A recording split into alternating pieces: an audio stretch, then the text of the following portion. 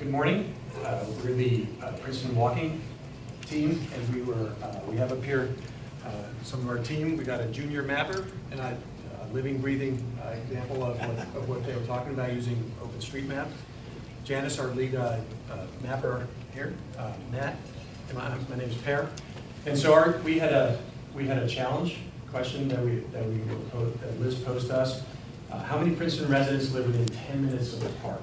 And our approach was to, first we got another team member named Peter, and he took he had access to all your votes, and so we had a list of all the people who voted for Liz in the last election and where they live.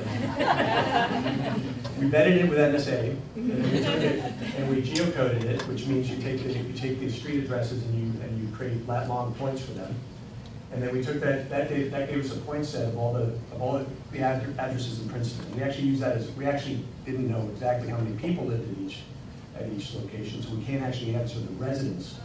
We would have to go to some census data and make some guesses about households. Households would be a fairly decent proxy, but that was too difficult to do also. So what we used was the street address, and that actually gives us locations, and it includes people we wouldn't have included in this particular question. Like, it gives us the option to actually filter the data by commercial locations. So they would be mixed-use locations or just commercial properties. How far are they from open space or from the park? And then we were pleased to see that we spent about 5 minutes on this, and we have, of course, got the answer. That was a pop psychology bit online just to see how many people got that one. What I actually did is Matt actually wrote some really cool Python code that he'll talk about in a second, and we took after the team put together the shape files around all the parks, the officially listed parks. There are lots of open space, and we left those out. 1 minute past left. parks. And then we went ahead and mapped it, and that looks something like, whoops, of course, I have my map.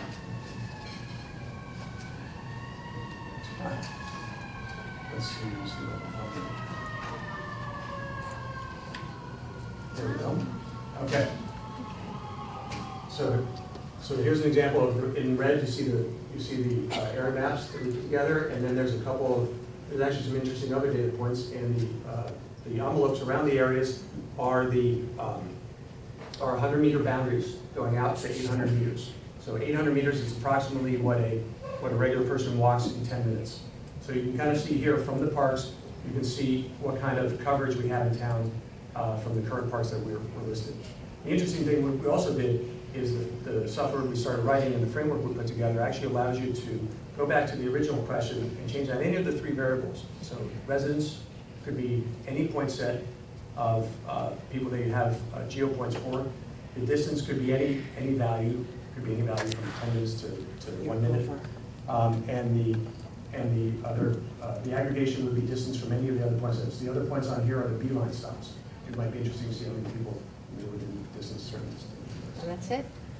I didn't see Mark Van Park on there, and that may get you out of 47. Yeah.